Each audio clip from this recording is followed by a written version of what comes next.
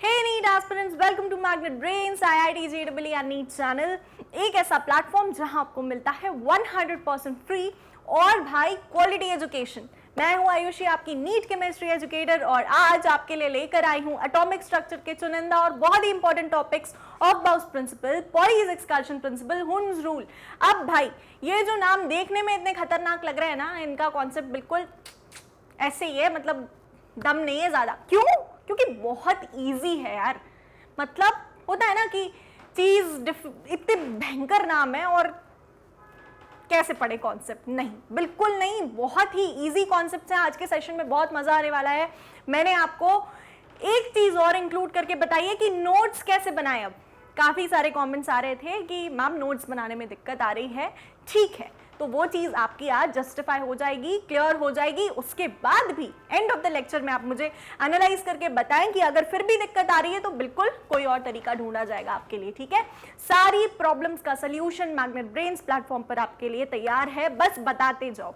ठीक है, क्लियर है? चलिए, तो ऑफ बाउस प्रिंसिपल देखेंगे, पॉलीज एक्सकर्शन प्रिंसिपल देखेंगे, हुन्स रूल देखेंगे। तीनों के तीनों रूल्स जो हैं ये हमारी हेल्प करते हैं इलेक्ट्रॉनिक कॉन्फ़िगरेशन को बताने में। ठीक है, किसी भी एटम का इलेक्ट्रॉन फिलिंग ऑर्डर क्या है, कौन सी ऑर्बिटल में पहले इलेक्ट्रॉन जाएगा, किस तरह से जाएगा, तो ये सारी चीजें हैं हमारी रूल्स। ठीक है, तो सारे के सारे रूल्स आज जानेंगे। चलिए, मैं थोड़ा सा आपके साथ नीट मॉड्यूल डिस्कस कर लेती हूँ। जैसा यू नो ऑलरेडी, सबसे पहली चीज जो आपको मिलती है वो है टॉपिक वाइज एक्सप्लेनेशन वीडियोस हर चैप्टर के हर टॉपिक के लिए। ठीक है, तो ये आपको मिल जाता है in the form of lectures. फिर बात आती है भाई, कॉन्सेप्ट सीख लिया, इनको अप्लाई करने की बारी। तो एप्लीकेशन पार्ट पे आप कैसे वर्क करेंगे? थ्रू डेली प्रैक्टिस प्रॉब्लम्स जो आपको डीपीपीज मिलती हैं in the form of PDF, ये आपको सॉल्व करनी है। इनका सोल्यूशन भी आपको मिल जाएगा। क्लियर है? अपना क्वेश्चन या जो भी कॉन्सेप्ट समझा है उसको अप्लाई करना जरूर सीखेंगे, अप्लाई जरूर करेंगे इन पर्टिकुलर डीपीपी प्रॉब्लम्स के थ्रू, डेली प्रैक्टिस प्रॉब्लम्स के थ्रू। ये आपको in the form of PDF मिल जाएगा at magnetbrains.com। Okay, magnetbrains.com Google पे टाइप करना है, कोर्स अपना सेलेक्ट करना है और सारे ही आपके सब्जेक्ट्स के क्या खुल जाएंगे भाई, आइकन्स खुल जाएंगे। व्हाट्स नाउ पर टैप करो, अपना मटेरियल एक्सेस करो, बिल्कुल फ्री ऑफ कॉस्ट, कोई चार्ज नहीं। It is not chargeable at all. सबसे अच्छी एंड यूनिक बात जो मुझे लगती है एंड आपको लगती है इस प्लेटफॉर्म के बारे में। ठीक है, इस प्लेटफॉर्म के लिए। ठीक है बेटा, चलो उसके बाद आते हैं चैप्टर वाइज MCQs। किसी भी चैप्टर को हमने कवर कर लिया है, अब आपको मिलने वाले हैं प्रैक्टिस क्वेश्चंस। ठीक है, तो धमाकेदार प्रैक्टिस करनी है। क्यों? ये प्रैक्टिस ही है जो हमें किसी भी एक कॉन्सेप्ट का 360 डिग्री एनालिसिस करवा देती है। ठीक है, कि एक पर्टिकुलर कॉन्सेप्ट से किस तरह से अलग अलग तरीके से क्वेश्चन पूछा जा सकता है। वो चीज हमें कब पता चल पाएगी? जब हम प्रैक्टिस करेंगे। ठीक है, तो ये भी आपको PDF के फॉर्मेट में मिल जाएगा, वेबसाइट पर अवेलेबल रहेगा जल्द ही। अगली चीज, डाउट सॉल्विंग सेशंस। इस तरह के सेशंस रखने पड़ते हैं क्योंकि भाई बहुत इंपॉर्टेंट है, इंटरैक्शन हमारा आपका बहुत ज्यादा जरूरी है। ठीक है, क्लियर है? तो इस चीज को ध्यान में रखते हुए कि हमारा इंटरैक्शन बना रहे, इस तरह के सेशंस डिजाइन किए जाते हैं। आपके नीट मॉड्यूल का ही हिस्सा है और मोटिवेशन एक लगातार बहुत ज्यादा जरूरी है जब हम किसी कॉम्पिटिटिव एग्जामिनेशन की प्रेपरेशन कर रहे होते हैं। तो ठीक है, तो इस तरह के सेशंस हमारा मोटिवेशन भी बूस्ट करते हैं, री एनर्जाइज करते हैं हमें, तो रखे गए हैं आपके लिए। अगली चीज क्या है? Weekly test paper chapter wise, ये भी बहुत जल्द आपको मिलने वाला है। Guidance about paper pattern, stress management, या कोई official notification exam conducting body आपकी NTA देती है, जारी करती है, तो वो चीज हम आप तक पहुंचा देते हैं। ठीक है, चलिए फाइनल बात है one shot revision. One shot revision में रिविजन करते हैं, ये सारी चीजें स्किप करके सीधे इस पर नहीं आना है वरना पड़ेगी मार। ठीक है, क्यों? क्योंकि ये सारा जो हमने प्रिपेयर किया है बेटा, एक स्टेप वाइज प्रिपरेशन है। आप डायरेक्टली वन शॉट रिवीजन पर जंप नहीं कर सकते ये सोचकर कि चैप्टर तो हमारा कवर हो रहा है। नहीं, हमने यहाँ पर चैप्टर हर एक लेवल पर तैयार किया है, हर एक कॉन्सेप्ट हर एक लेवल पर तैयार किया है, उसके बाद ही हम रिवीजन करने जा रहे हैं। ठीक है, तो एक बार पूरा पढ़ लेते हैं, उसके बाद रिवीजन आता है ना, तो बिल्कुल वही चीज आप फॉलो करेंगे। क्लियर है यहाँ तक? चलेगा? ठीक है, ये सब बढ़िया है, सही है। बाकी जो भी कंटेंट है, आपके लेक्चर्स रहे या फिर आपके डीपीपी सॉल्यूशंस रहे, डीपीपीज रहे, पीडीएफ प्रैक्टिस पेपर्स, सारा कुछ आपको वेबसाइट पर मिल जाएगा। ठीक है, कहीं भी जाने की जरूरत नहीं है, किसी भी चीज की लिए परेशान होने की जरूरत नहीं है। क्लियर है? चलिए ठीक है, तो अब हम स्टार्ट करेंगे हमारा लेक्चर। तो यार आज के सेशन में सबसे पहला प्रिंसिपल जो हम पढ़ने वाले हैं वो है ऑफ बाउस प्रिंसिपल। अब जानना जरूरी है कि ये प्रिंसिपल क्या बताता है, किस तरह से हमारी हेल्प करता है आगे की चीजों में। तो यार देखो, ऑफ बाउस प्रिंसिपल हमें बताता है कि जो इलेक्ट्रॉन फिलिंग है, जो सबशेल्स हैं, ऑर्बिटल्स बोलो या सबशेल्स बोलो, उनमें जो इलेक्ट्रॉन फिलिंग है वो किस ऑर्बिटल में पहले होगी। अब जैसे ही मैंने बोल दिया कि किस ऑर्बिटल में इलेक्ट्रॉन्स पहले जाएंगे, क्या आपको क्लिक हुआ कि N+L रूल से हमने एनर्जी निकालना सीखा था? जल्दी से बताओ, एनर्जीज निकालना सीखा था ना। हर एक ऑर्बिटल का क्या एनर्जी ऑर्डर है, ये हमने हमारे लास्ट सेशन में N+L रूल से सीखा था। तो भाई अगर आपको वो आ गया है ना, मतलब ये चीज हम कर जाएंगे। बहुत इजी है ऑफ बाउस प्रिंसिपल, और समअप करने के लिए मैं आपको बताती हूं कि ये हमें क्या बताता है। Order in which electrons will be filled in different orbitals. क्या बोला मैंने? Order in which electrons will be filled in different orbitals. अब 1s 2s 2p 3s 3p फिर 4s फिर 3d। तो ये जो गड़बड़ है ये क्यों है यार? कोई बता सकता है कमेंट बॉक्स में आंसर? जल्दी से, अगर आपको पता है तो प्लीज बताएं कमेंट बॉक्स में आंसर। मुझे बहुत, मतलब ये समझो कि यार दिल गार्डन हो जाएगा अगर आपने बता दिया तो, क्योंकि काफी सारे स्टूडेंट्स को ना ये परेशानी होती है, वो नहीं समझ पाते हैं कि 4s पहले क्यों आ रहा है यार। एक गिवन क्वांटम नंबर में जो भी हमारी ऑर्बिटल्स हैं वो हमने सीख ली, तो उसी ऑर्डर में चलने दो ना। क्यों पहले 4s आ रहा है फिर 3d आ रहा है? 4s का प्रिंसिपल क्वांटम नंबर तो ज्यादा है, तो वो बाद में आना चाहिए ना, उसकी फिलिंग बाद में होनी चाहिए। क्यों नहीं होता ऐसा? तो एक समअप करके जो मैंने आपको रीजन दिया है वो क्या है भाई? एनर्जी का कॉन्सेप्ट। तो एक बार हम रिवाइज कर लेते हैं कि N+L रूल से क्या ऑर्डर था अलग अलग ऑर्बिटल्स का। ठीक है, फिर आते हैं ऑफ बाउस प्रिंसिपल पर। सबसे पहला है आज ऑफ बाउस प्रिंसिपल, फिर हम मूव करेंगे पॉलीज एक्सकल्शन प्रिंसिपल पर, और फिर फाइनली हुंड्स रूल पर।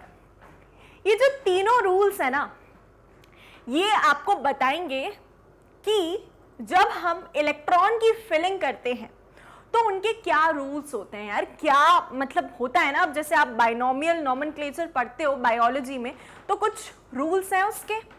अगर हम किसी भी से फॉर एग्जाम्पल किसी भी स्पीशीज का या किसी भी एनिमल प्लांट का हम साइंटिफिक नेम लिखने जा रहे हैं, तो उसका कुछ रूल क्राइटेरिया होता है। सिमिलरली यहाँ पर भाई इलेक्ट्रॉन फिलिंग का भी क्राइटेरिया है। हम ऐसे ही अपनी मर्जी से इलेक्ट्रॉन्स नहीं फिल कर सकते। ठीक है, क्लियर है? तो ये तीनों जो हैं ये हमें बताएंगे कि इलेक्ट्रॉन की फिलिंग किस तरह से होगी। और आपके क्वेश्चंस का सवाल जहां तक है कि क्वेश्चंस कैसे पूछे जाते हैं, तो यार देखो, अगला जो हमारा सेशन होगा उसमें हम स्टडी करेंगे इलेक्ट्रॉनिक कॉन्फ़िगरेशन। क्या स्टडी करने वाले हैं? Electronic configuration. तो उसके लिए इलेक्ट्रॉनिक कॉन्फ़िगरेशन में हम क्या देखते हैं कि इलेक्ट्रॉन्स कैसे फिल हो रहे हैं। अब देखो, उसमें एक इंपॉर्टेंट चीज क्या है भाई? एक इंपॉर्टेंट चीज ये है कि आप रैंडमली फिल नहीं कर सकते, है ना। एक कुछ रूल होता है, कुछ ऑर्डर होता है, तो वो चीज हमें यहां से सीखने को मिलेगी। ठीक है, और क्वेश्चंस जहां तक है भाई बहुत धमाकेदार पूछे जाते हैं। आप चाहे अपने स्टेटमेंट वाले क्वेश्चंस ले लो इस पर्टिकुलर टॉपिक से या इन टॉपिक से, या फिर आप डायरेक्ट इलेक्ट्रॉनिक कॉन्फ़िगरेशंस के क्वेश्चंस ले लो।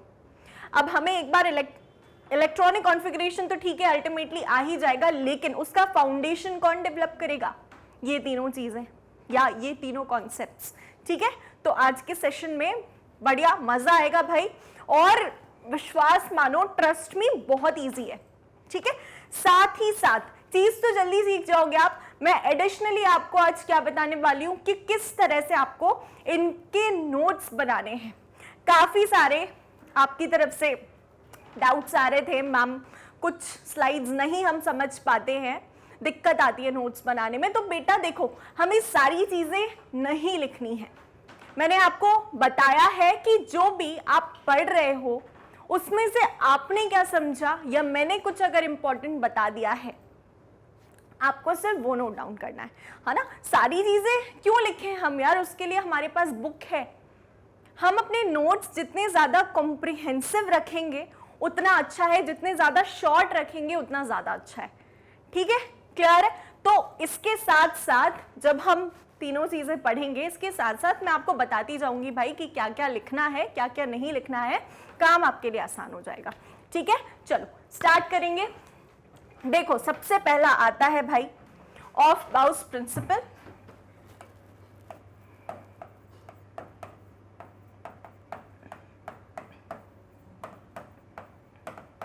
बहुत ही ज्यादा इजी प्रिंसिपल है। जितना नाम खतरनाक लग रहा है ना, इतना प्रिंसिपल खतरनाक नहीं है। अगर आपको वो n+l रूल आ गया है तो मतलब सही है सारी चीजें। ठीक है, चलो अब ऑफ बाउस प्रिंसिपल हमें क्या क्या बता देता है।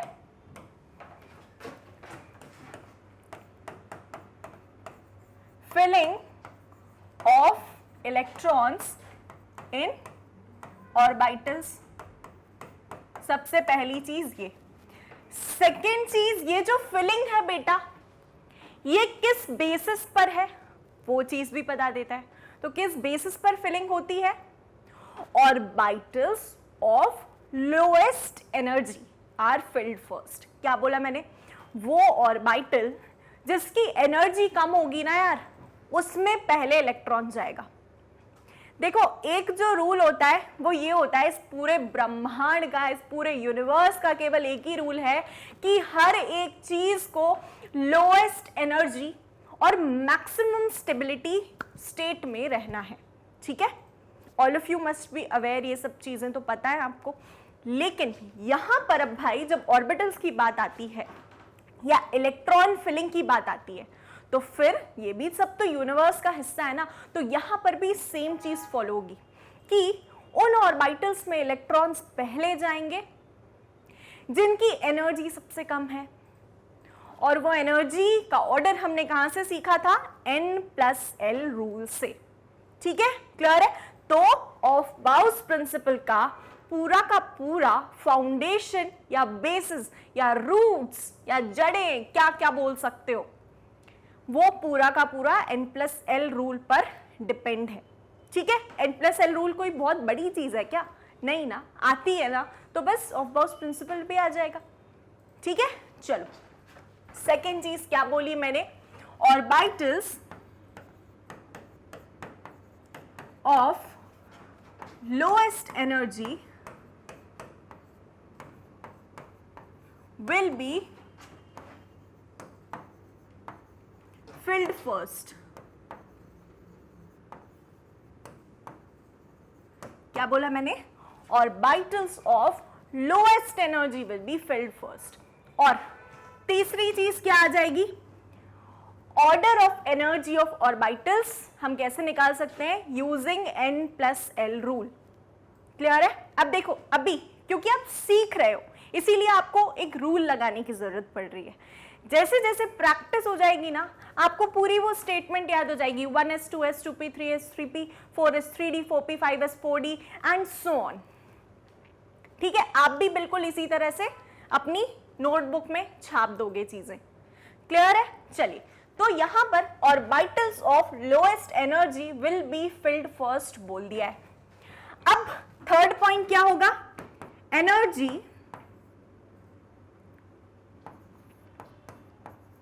ऑफ ऑर्बिटल्स कैन बी, या कैन बी छोड़ो, आर, सीधे सीधे आर कैलकुलेटेड यूजिंग कौन सा रूल भाई, N+L रूल। ठीक है, तो भाई इस तरह से हमें कॉम्प्रिहेंसिव नोट्स बनाने हैं। इस तरह से आपको क्या करना है, अपने नोट्स को छोटा करना है। आप देखोगे कि जो भी कंटेंट है बेटा उसमें हम ये सारी चीजें पढ़ने वाले हैं, यही चीजें पढ़ने वाले हैं। अब क्योंकि मैंने पहले से पढ़ लिया है तो मुझे पता है कि उस पर्टिकुलर टॉपिक का क्या कंक्लूजन निकल कर आ रहा है। ठीक है, तो आप लोग ऐसे कंटेंट देखकर या नोट्स देखकर घबराए नहीं बिल्कुल भी। ये जितना भी मटेरियल है इसको देखकर घबराना बिल्कुल नहीं है। एक एक चीज आपको क्लियर की जाएगी। ठीक है, और इनफैक्ट आज के सेशन में मैं आपको बिल्कुल असिस्ट करूंगी कि किस तरह से हम भाई नोट्स की तरफ प्रोसीड कर सकते हैं। ठीक है, कैसे अपने नोट्स मैनेज कर सकते हैं। क्लियर है यहां तक? चलो, तो इतनी देख लो बातें। ऑफ-बाउस प्रिंसिपल ने क्या बोला, filling of electrons in orbitals बताता है। ऑफ-बाउस प्रिंसिपल क्या दिखा देता है, सबसे पहली पिक्चर जो ऑफ-बाउस प्रिंसिपल के नाम पर आपके दिमाग में बननी चाहिए वो ये है कि इलेक्ट्रॉन की फिलिंग ऑर्बिटल्स में किस तरह से होगी। सेकेंड चीज क्या है, लोएस्ट एनर्जी ऑर्बिटल्स सबसे पहले भरी जाती हैं, सबसे पहले फिल होती हैं बाय इलेक्ट्रॉन्स। दूसरी चीज देखो, देख लिया कि क्या देख लिया हमने भाई, हमने देख लिया कि इलेक्ट्रॉन की फिलिंग होती है। एक चीज तो ये देख ली, याद करते चलो चीजें, बिल्कुल बार बार चल रही है ना चीज तो याद करते चलो। ठीक है, सबसे पहली चीज देख ली कि इलेक्ट्रॉन की फिलिंग होती है। फिर कौन सी ऑर्बिटल, इलेक्ट्रॉन की फिलिंग होती है ना ऑर्बिटल्स में, लेकिन ये कौन सी ऑर्बिटल पहले चूज करी जाएगी, इलेक्ट्रॉन द्वारा।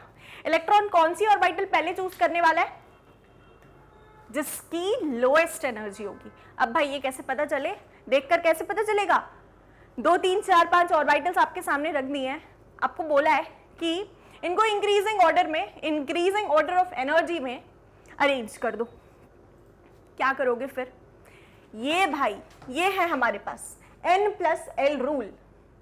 ठीक है, ये आपको अरेंज करवा देगा ऑर्बिटल्स की एनर्जीज, जिस भी ऑर्बिटल की जो भी एनर्जी है वो ये आपके सामने लाकर रख देगा। ठीक है, क्लियर है यहां तक? चलो, अब मैं आपके साथ N+L रूल डिस्कस करने जा रही हूं। हो सकता है थोड़ा सा क्लिक ना हो रहा हो, या फिर आई एम श्योर क्लिक तो जरूर हो रहा होगा यार, कुछ भी इतना कॉम्प्लेक्स नहीं था, है ना। लेकिन एक बार हम रिवाइज कर लेते तो कनेक्टिविटी अच्छी बैठेगी, कनेक्ट करने में मजा आएगा। चलो ठीक है, N+L रूल भाई क्या कहता है, N+L रूल हमसे सिर्फ इतना कहता है कि कोई भी ऑर्बिटल है 1s 2s 2p 3s 3p 3d 4s 4p, इस तरह से सारी ऑर्बिटल्स हमने लिख ली। और भी हैं लेकिन मैं यहीं तक लिख रही हूं। ठीक है, समझ जाओ, कॉन्सेप्ट समझ जाओ, बात समझ जाओ।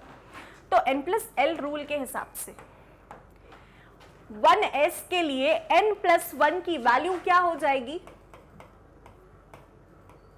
N+L की वैल्यू क्या हो जाएगी फॉर 1s। N तो है हमारा क्वांटम नंबर जो कि हमें दिख रहा है सामने, 1 + 2 + s की जो भी वैल्यू है, 2 + p की जो भी वैल्यू है, L वैल्यू। L हमें क्या बताता है, L क्या बताता है भाई, एजीमुथल क्वांटम नंबर, है ना। S के लिए क्या होता है 0, P के लिए 1, D के लिए 2, F के लिए 3, यही होता है ना, यही होता है ना। चलो यहां देखो 1s अगर लिखते हैं तो N+L की वैल्यू क्या हो जाएगी, 1 + s के लिए 0, तो ये क्या हो गया 1। ठीक है, और ये N+L क्या बता रहा है, एनर्जी ऑर्डर, करस्पॉन्ड करता है ये एनर्जी ऑर्डर की तरफ।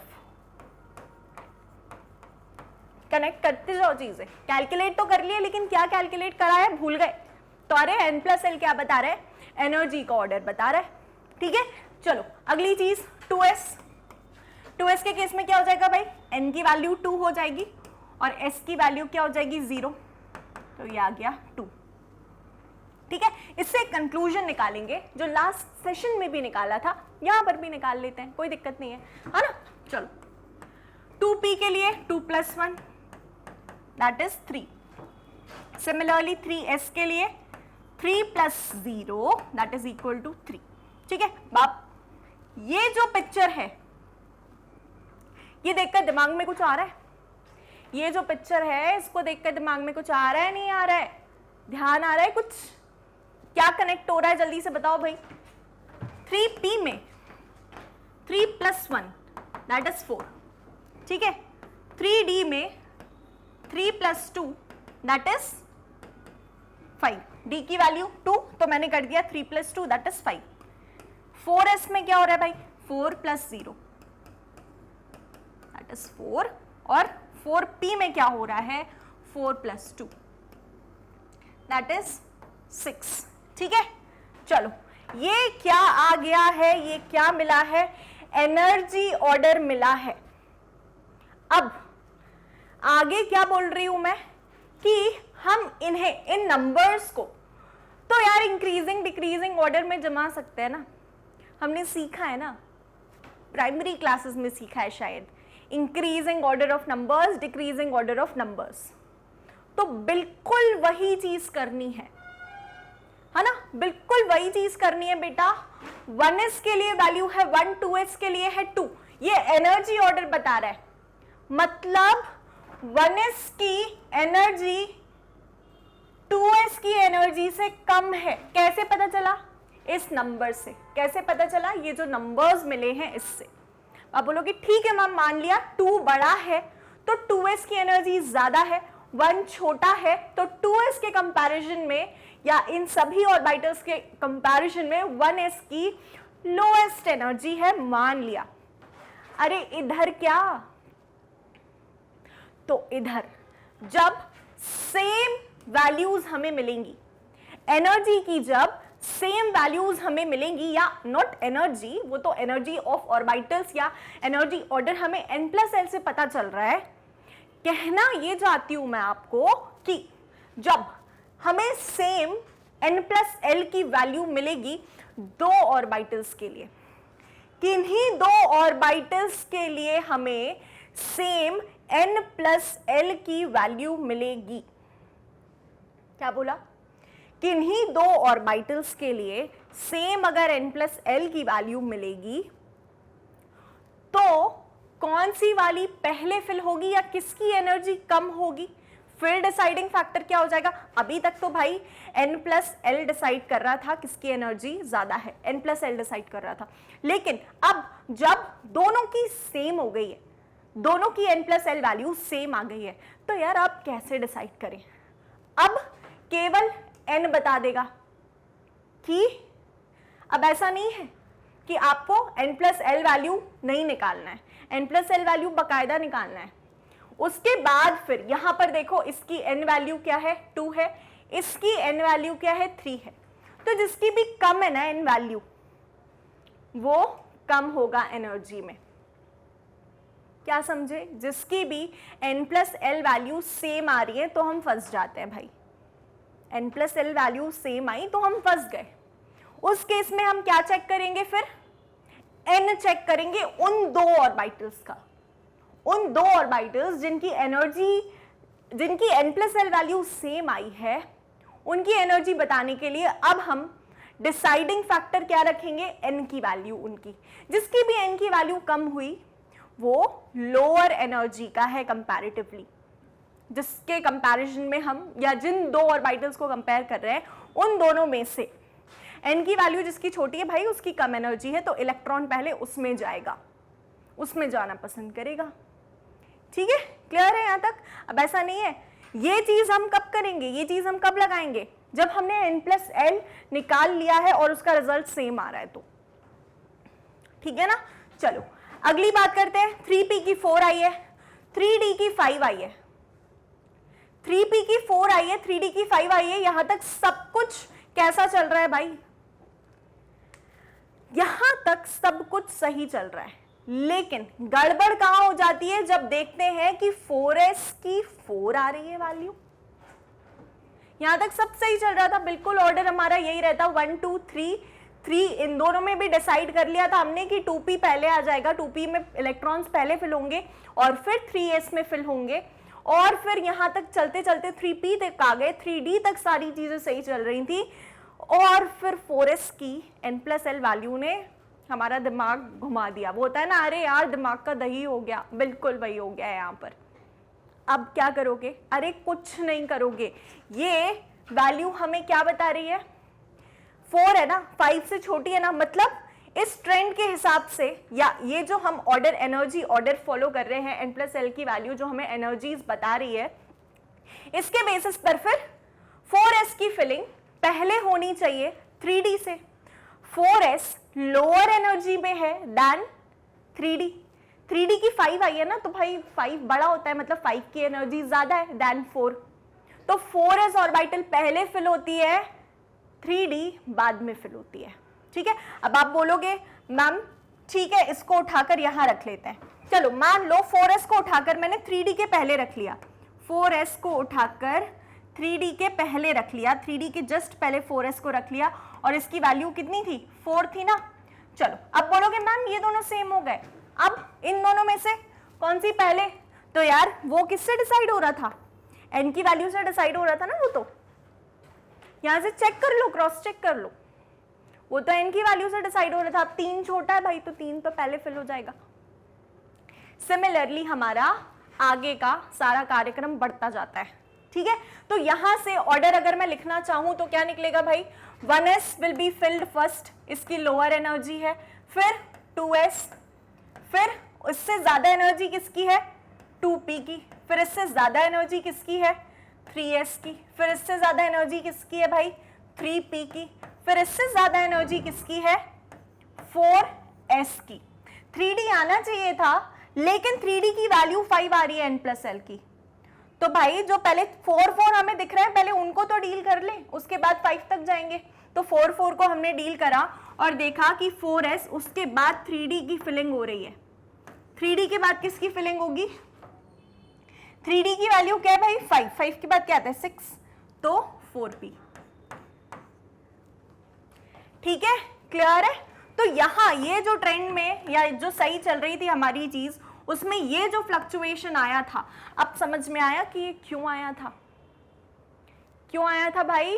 क्योंकि 4s की एनर्जी कम है 3d के कंपैरिजन में। 4s की कितनी आई है भाई? 4 आई है। 3d की कितनी आई है? 3 + 2 5। जाहिर सी बात है भाई, 4 छोटा है 5 से, 5 बड़ा है।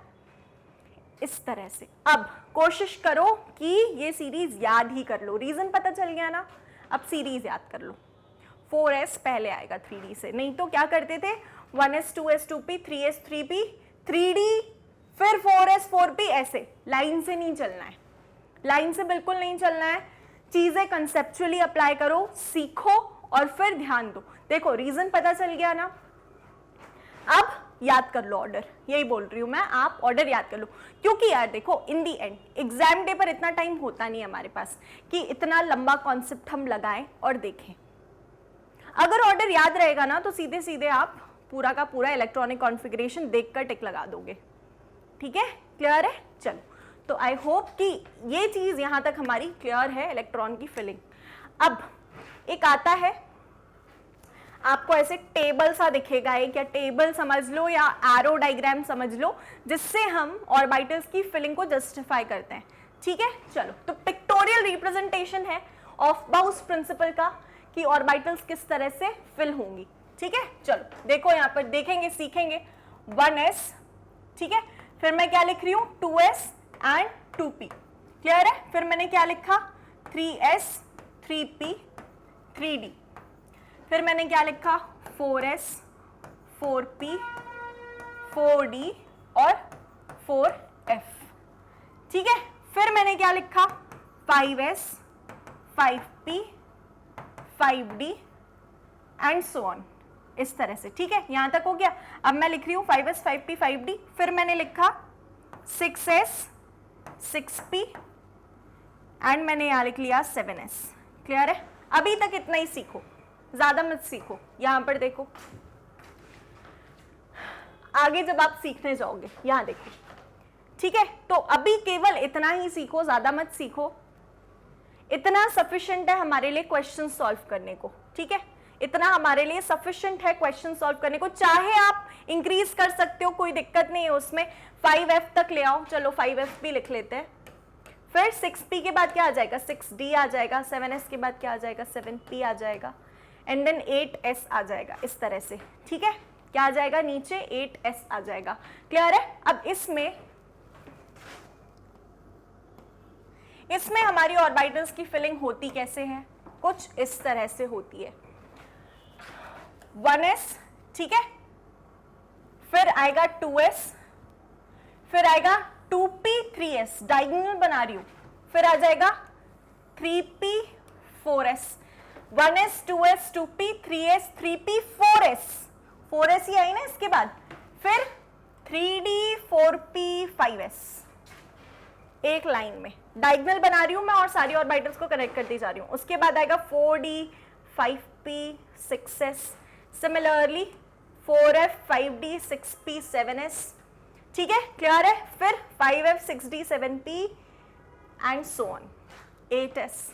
इस तरह से हमारा जो होता है भाई ऑर्डर होता है, इस तरह से देखा जाता है। चाहे आप यहां से लिखना सीख जाओ, 1s के बाद क्या आया, 2s है ना, एनर्जी, फिर 2p के बाद 3s, ठीक है, फिर 3s के बाद कहां चले गए, वापस यहां चले गए। किस तरह से मैंने लाइंस बनाई डायगोनल, 1 2, ठीक है, फिर वापस राइट चले गए और इधर आए, फिर वापस राइट चले गए, यहाँ की सारी ऑर्बिटल्स कवर करी और फिर राइट चले गए, एक्सट्रीम राइट जहां पे भी हमारी ऑर्बिटल है, फिर वहां से आए, आते गए और इस तरह से हमारा पूरा इलेक्ट्रॉनिक कॉन्फ़िगरेशन तैयार हो जाएगा, ठीक है।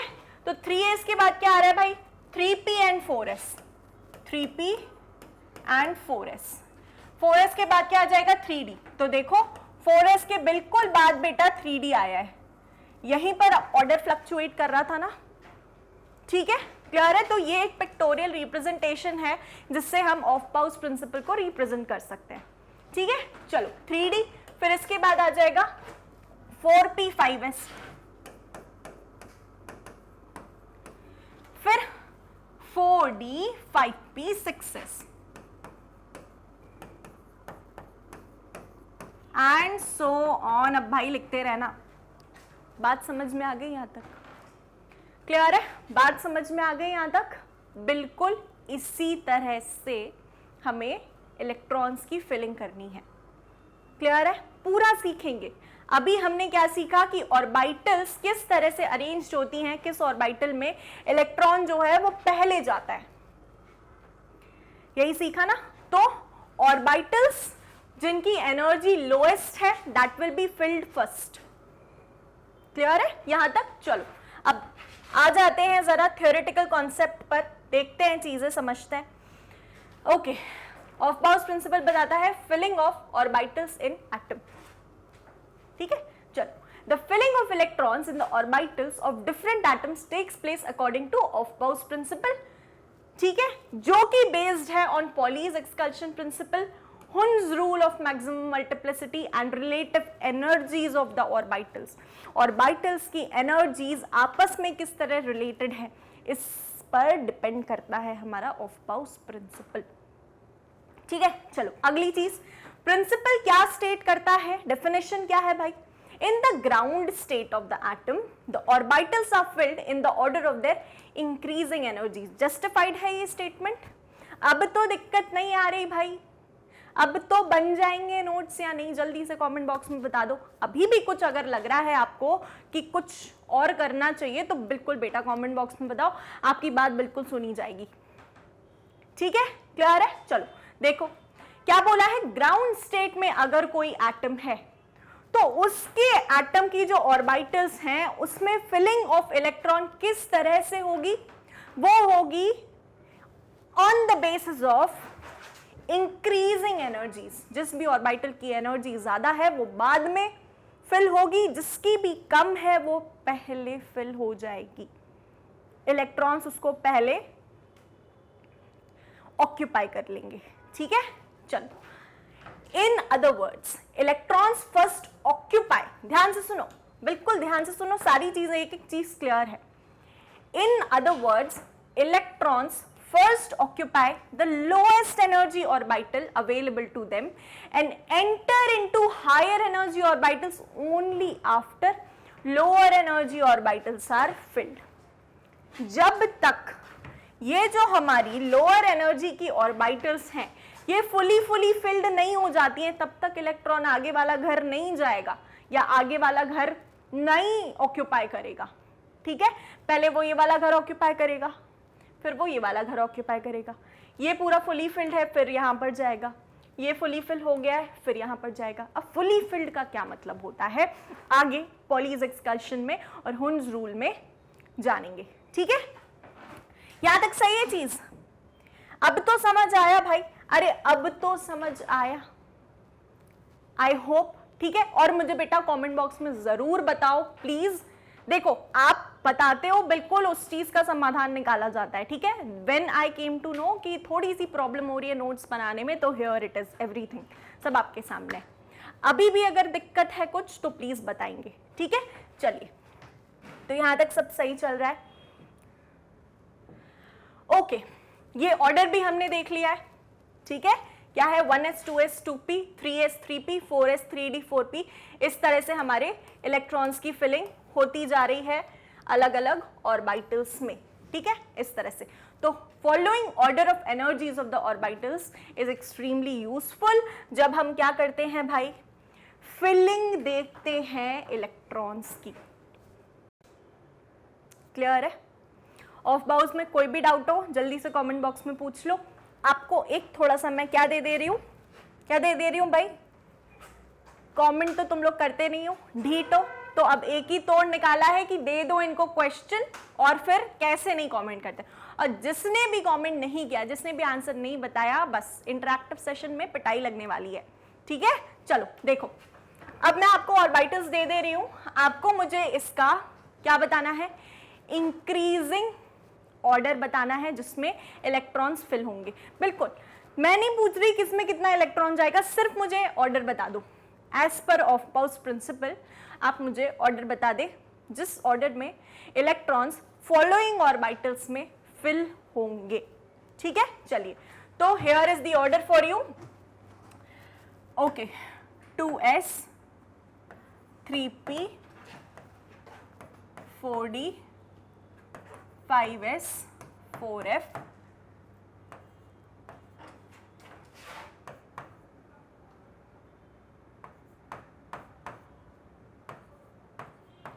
ये भाई आपके सामने ऑर्डर है, ऑर्डर नंबर 1। आप मुझे बता दें कि इलेक्ट्रॉन्स किस तरह से फिल होंगे।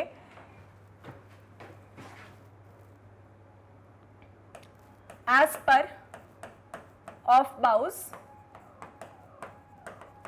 प्रिंसिपल, ठीक है।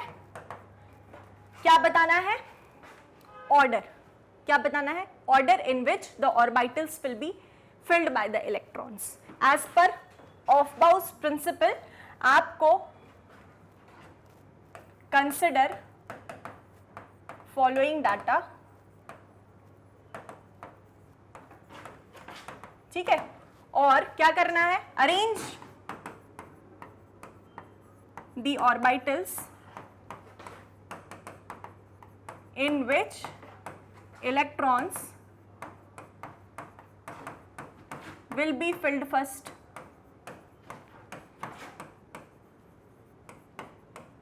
ठीक है। अब मुझे कुछ नहीं पता, अगर 500 स्टूडेंट्स आप अटेंड कर रहे हैं लेक्चर, 1000 स्टूडेंट्स लेक्चर अटेंड कर रहे हैं, मुझे उतने ही कमेंट्स चाहिए इस पर्टिकुलर आंसर के, ठीक है। तभी तो भाई समझ में आएगा। 500 स्टूडेंट्स देख रहे हैं तो 500 स्टूडेंट्स को बन रही है ये चीज, समझ आ रही है ये चीज, ठीक है, क्लियर है। तो बिल्कुल पॉजिटिवली इसका आंसर दो बेटा। आई डोंट थिंक कि अब आपको दिक्कत आने वाली है, ठीक है। तो जल्दी से अपना कीबोर्ड ओपन करो और धड़ाम से कमेंट दे दो, ठीक है, क्लियर है, अपना आंसर बताएंगे। और अब हम बढ़ेंगे पॉलीज एक्सकल्शन प्रिंसिपल की तरफ, ठीक है, क्लियर है। चलो देखते हैं, अगर 500 स्टूडेंट्स 1000 स्टूडेंट्स वीडियो देख रहे हैं तो कमेंट्स कितने स्टूडेंट्स के आते हैं, कितनों को समझ आया है, ये समझ में आ जाएगा, ठीक है। चलो ओके, अब बढ़ेंगे अगले प्रिंसिपल की तरफ। पॉलीज एक्सकल्शन प्रिंसिपल बड़ा ही सिंपल है, जैसे ऑफ बाउस प्रिंसिपल आपको समझ आ गया था। अच्छा, मैं आपको एक रिव्यू करवा देती हूँ, है ना, मैं आपको बता देती हूँ। यहाँ पर देखो, ये जो ऑफ बाउस प्रिंसिपल में हमने पॉइंट्स लिखे थे, सारा का सारा मैटर जो पढ़ लिया है उसके बेसिस पर जो पॉइंट्स लिखे हैं भाई, अब देखो क्या कुछ भी छूटा है इसमें? कुछ भी नहीं छूटा यार। ऑफ बाउस प्रिंसिपल क्या बताता है? Filling of electrons in orbitals. किस बेसिस पर भाई? जो ऑर्बिटल जिसकी लोएस्ट एनर्जी होगी वो पहले फिल हो जाएगी, क्लियर है। उसके बाद energies of orbitals are calculated using n+l rule. ये सारी बातें, क्या नया है आपको, क्या नहीं पता है, क्लियर है, ठीक है। अच्छा, एक चीज मैं बताऊंगी, एक चीज जो हमने लास्ट लेक्चर में भी सीखी थी कि ऑफ बाउस प्रिंसिपल किसके लिए है भाई? मल्टी इलेक्ट्रॉन स्पीशीज के लिए। किसके लिए है? मल्टी इलेक्ट्रॉन स्पीशीज के लिए। हाइड्रोजन और हाइड्रोजन लाइक स्पीशीज के लिए ऑफ बाउस प्रिंसिपल यूज नहीं होगा। इंपॉर्टेंट चीज है, क्या बोला मैंने? Of बाउस principle is applicable for multi electron species। क्या बोला मैंने? Of बाउस principle is applicable for multi electron species. Exceptions क्या है?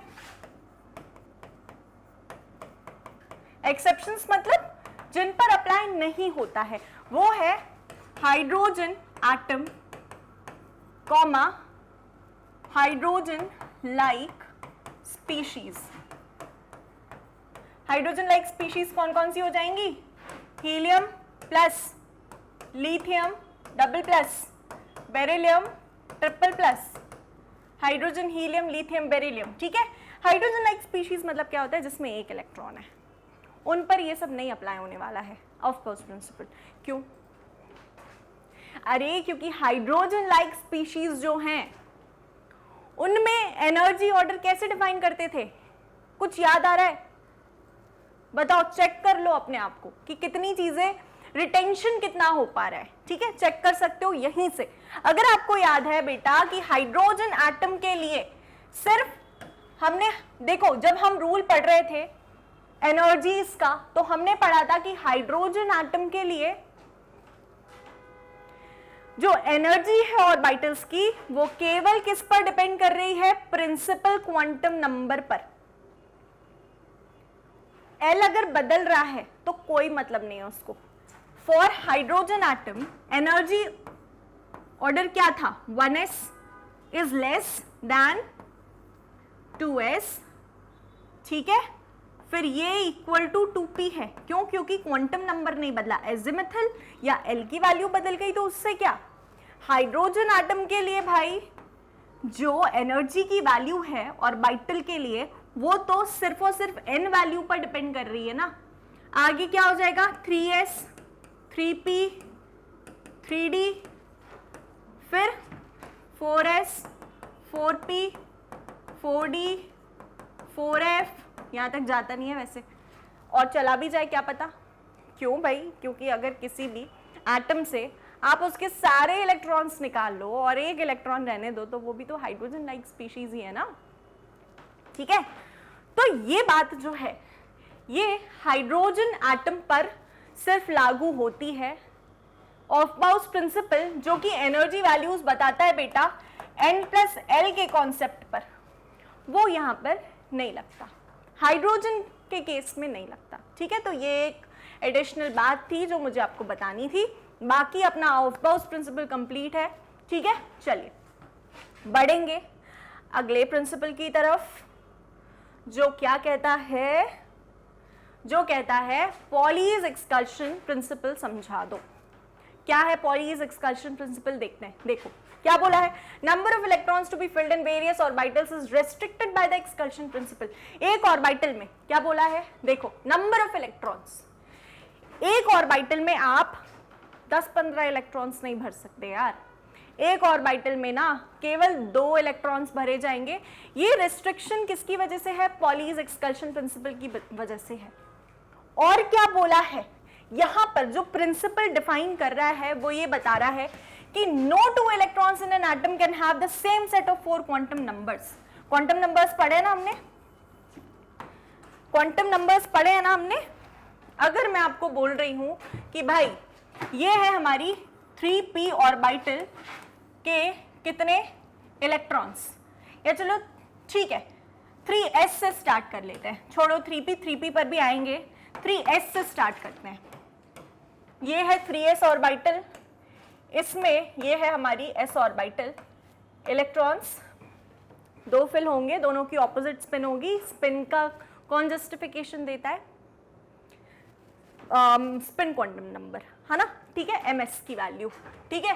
तो ये है हमारी 3s। अब इस पर्टिकुलर इलेक्ट्रॉन के लिए अगर मुझे क्वांटम नंबर्स की वैल्यू बतानी है और इस पर्टिकुलर इलेक्ट्रॉन के लिए मुझे क्वांटम नंबर्स, चारों क्वांटम नंबर्स की वैल्यू बतानी है, भाई कैसे बताई जाएगी, ऐसे बताई जाएगी, बिल्कुल ऐसे बताई जाएगी कि इस इलेक्ट्रॉन को चूज करते हैं बेटा, तो n की वैल्यू क्या होगी 3, दोनों के लिए n की वैल्यू 3 होगी, दोनों इलेक्ट्रॉन्स के लिए। भाई 3s ऑर्बिटल में है ना, n की वैल्यू ये है। l की वैल्यू क्या है, l की वैल्यू है 0, s है तो l की वैल्यू इसके लिए भी 0 है। फिर प्रिंसिपल क्वांटम नंबर हो गया, एजिमुथल क्वांटम नंबर हो गया, फिर क्या आता है magnetic orbital quantum number. Magnetic orbital quantum number ml, ये क्या होती है, इसको कैसे कैलकुलेट करते हैं भाई, 2l+1 से, है ना, 2l+1 से। तो 2 इंटू l, l की वैल्यू 0 है, मतलब 0 + 1, तो ये आ जाएगी 1। अब 1 है, मतलब अगर बेटा ml की वैल्यू 1 होती है ना, 1 2 3 4 5, अगर ml की वैल्यू 1 होती है तो मतलब कि केवल एक ही ऑर्बिटल प्रेजेंट है, ये बीच वाली। ml की वैल्यू अगर देखो 3 होती है तो 3 ऑर्बिटल्स आ जाएंगी। और एक चीज हमेशा देखना, फॉर l की वैल्यू जो भी है उसके लिए ml की वैल्यू क्या होगी ये देखते हैं, ठीक है। अगर ml की वैल्यू आपकी, या l की वैल्यू अगर 0 है तो ml की वैल्यू 2l+1 के बेसिस पर होती है ना, ये क्या हो जाएगी जस्ट 1। अगर l की वैल्यू क्या है 1, तो 2l+1 की वैल्यू क्या हो जाएगी 3। 2l+1 की वैल्यू क्या हो जाएगी भाई, यहाँ पर 1 रख देंगे, 2 इंटू 1 इज 2 + 1 3, ठीक है। सिमिलरली अगर l की वैल्यू 2 है तो ml की वैल्यू क्या हो जाएगी, 2 2 4 + 1 5। ये हमें क्या बता रहा है, l की वैल्यू ये s ऑर्बिटल के लिए है, ये s ऑर्बिटल, ये बेटा ये क्या आई है, l की वैल्यू अगर 1 है मतलब ये p ऑर्बिटल के लिए, p ऑर्बिटल के लिए कितनी आई है 3, ये 3 p ऑर्बिटल्स। सिमिलरली l की वैल्यू अगर 2 है मतलब कौन सी, d ऑर्बिटल, d ऑर्बिटल के लिए कितनी आई है ml की वैल्यू 5। अलाउड ट्रांजिशंस कितने हैं 5, या अलाउड स्टेट्स कितने हैं 5, ठीक है, 1 2 3 4 5, ये है हमारी d ऑर्बिटल। अब इसमें ml की वैल्यू हम कैसे बोलते हैं, कैसे डिफाइन करते हैं, ये है 0, ये है 0 + 1, ये -1, ये है 0 + 1 -1 + 2 -2। तो ये जो हमारी वैल्यूज हैं ये है 5, ये है 3, ये है 1, ठीक है। यही था हमारा मैग्नेटिक क्वांटम नंबर जो हमने स्टडी किया था।